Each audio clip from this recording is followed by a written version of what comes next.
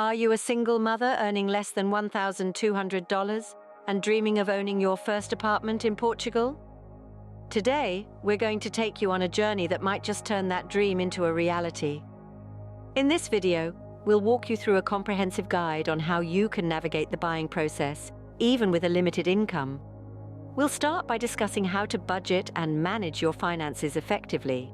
Then, we'll explore different financing options that could help you secure your dream home. We'll also guide you on how to search for the perfect property, make an offer, and finally close the deal. And we won't stop there. We'll also provide you with some handy post-purchase tips to ensure you get the most out of your new home. So are you ready to embark on this exciting journey? Stay tuned if you're ready to make your dream of owning an apartment in Portugal a reality. Budgeting is the first step towards home ownership. Now, let's talk about budgeting. It's not the most glamorous part of buying a home, but it's arguably the most vital. Why is that? Well, taking control of your budget is all about understanding where your money goes and how you can use it to reach your goals. And in this case, the goal is buying your dream home. First things first, we need to talk about the down payment. This is a big chunk of change that you'll need to have saved up before you can even think about getting a mortgage.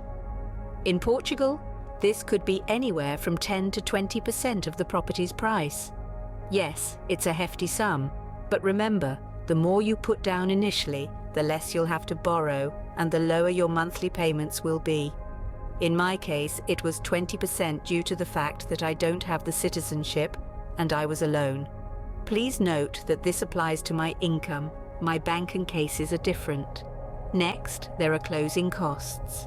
These are the fees and expenses you'll pay when you finalize your mortgage, and they can add up to several thousand euros. This is why it's crucial to have these funds set aside in advance. Lastly, it's wise to establish an emergency fund. This is a pool of money that's there for unexpected expenses, like repairs or a sudden loss of income. The rule of thumb is to have 3 to 6 months' worth of living expenses saved up. So, how can you save when you're already on a tight budget? It's all about making small, consistent changes. Try to cut back on non-essential expenses, like eating out or buying new clothes. Consider selling items you no longer need or use.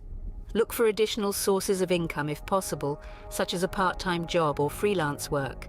And most importantly, make saving a habit.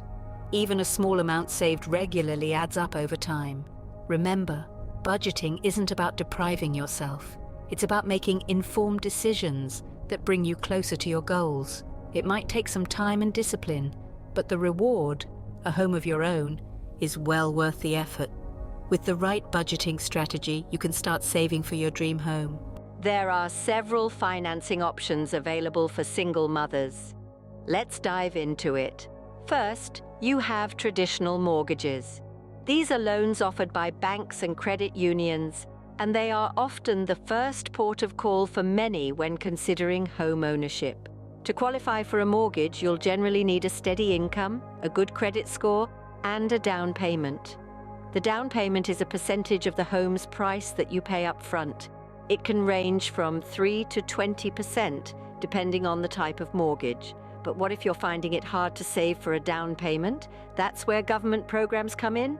In many countries, including Portugal, there are programs designed to help people in your situation. One such program is the First Home Scheme. This program reduces the down payment requirement and offers lower interest rates. Eligibility often hinges on income, so earning less than $1,200 a month might actually work in your favor. Non-profit organizations also offer assistance, especially for single mothers. Some provide financial aid, while others offer financial education and counseling services. They can help you understand the home buying process, improve your credit score, and navigate the complex world of mortgages and loans. I just never went to ask for that, so I can't speak out of experience on the matter. And then there are shared ownership schemes. These allow you to buy a portion of a property and pay rent on the rest. Over time, you can increase your ownership share. This can be a great option if you're finding it hard to get a mortgage on the full price of a home. Finally, there's the option of seeking a private loan. This could come from a family member, a friend, or a private lender. While this option can be more flexible, it can also come with higher interest rates and less protection if you struggle to make repayments. Remember, every situation is unique, and what works for one person may not work for another. It's important to do your research, understand the pros and cons of each option, and seek professional advice if needed. Explore these financing options to find the one that suits your needs the best. Now let's move on to the fun part, the property search. Hunting for the perfect home is like hunting for a diamond in the rough. It's there, just waiting for you to discover it. But where should you start? Well, there are several ways to search for properties. Online portals are a great starting point. Sites like Idealista, OLX, and Remax Portugal are teeming with listings. You can filter options based on your specific needs, from the number of rooms to the location, even down to whether it has a balcony for those sunny morning coffees. Then, there are real estate agents. They're like your personal property matchmakers. Give them your criteria, and they'll work their magic to find properties that match your needs and budget. Remember, they're experts in the field, so don't be shy to ask questions or seek their advice. Open houses are another great way to find properties. They give you a chance to see the property in person, get a feel of the space, and imagine your life within those walls. Plus, you can meet the owners or agents, ask questions, and get immediate answers. Now, when it comes to what to look for in a home, it's not just about the number of rooms or the size of the kitchen. Consider the condition of the property, potential renovation costs, and the neighborhood. Is it close to amenities like schools, supermarkets, and public transportation? What about the community? Is it family-friendly? These are all factors that can significantly influence your living experience. Lastly, take a look at the local area. Portugal is a country of contrasts, from bustling cities like Lisbon and Porto to serene countryside towns in Alentejo and the sunny beaches of Algarve. Each area has its unique charm and cost of living, so do your research and choose a location that suits your lifestyle and budget. Remember, patience is key during the property search. Don't rush into buying the first property you see. Take your time, explore your options, and soon you'll find your dream home waiting just for you. Once you've found the perfect property, it's time to make an offer. Now, this is where your negotiation skills come into play, so let's talk about that. Negotiating the price doesn't have to be a nerve-wracking process. Remember, the asking price is just a starting point, and it's perfectly okay to offer less than what's being asked.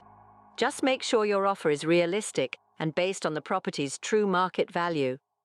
You can determine this value by comparing the property with similar ones in the same area, considering factors like size, condition, location, and the current real estate market trends.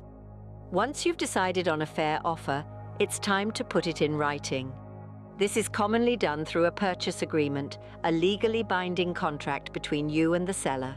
This document outlines the terms and conditions of the sale, including the price, closing date, and any contingencies, such as financing or home inspections. Now let's talk about home inspections and appraisals. A home inspection is a thorough examination of the property's condition. It's an essential step in the home buying process because it helps you uncover any potential issues that might need fixing. Think of it as a safety net that protects you from costly surprises down the line. It's always a wise idea to include a home inspection contingency in your offer, giving you the right to back out of the deal if the inspection reveals major problems. On the other hand, an appraisal is an unbiased estimate of the property's worth, usually required by your mortgage lender. The appraisal not only ensures that you're paying a fair price, but it also protects the lender by making sure the loan amount isn't more than the house is worth.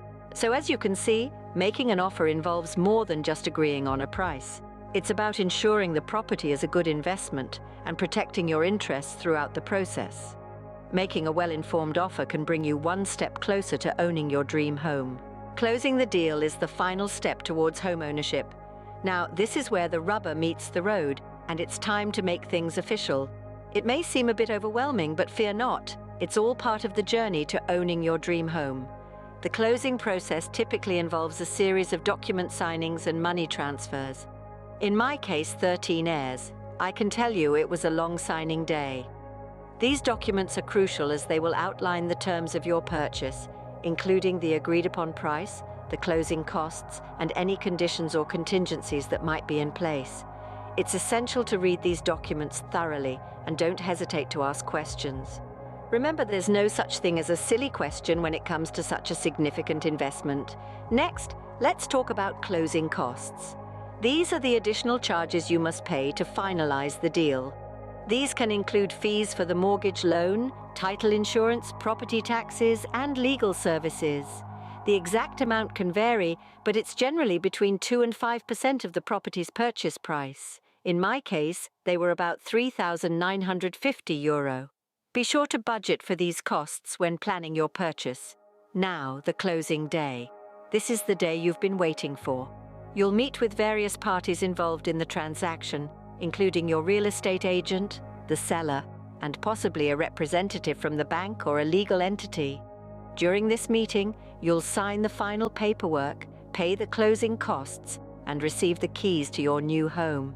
The process might seem daunting, but remember, each signature and each payment brings you one step closer to owning your home.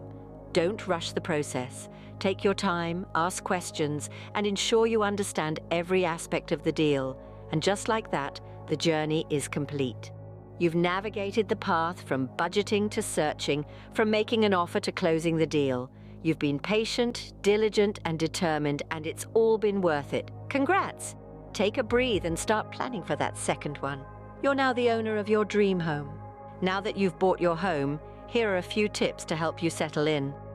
Firstly, let's touch on home maintenance. Keeping your home in good shape is essential not only for your comfort, but also for the value of your property. Regular maintenance can prevent costly repairs down the line. So start with a simple schedule. Check the roof for leaks, clean the gutters, service your heating and cooling systems, and keep an eye out for pests. If you're not sure where to start, there are plenty of home maintenance checklists available online. Next, let's discuss budgeting for unexpected expenses. It's not uncommon for new homeowners to underestimate the cost of owning a home. Things break, accidents happen, and sometimes you'll have to deal with unforeseen issues like plumbing problems or electrical faults. In my case, they had many things installed in the house, such as natural gas. Start an emergency fund that's dedicated to home repairs and maintenance.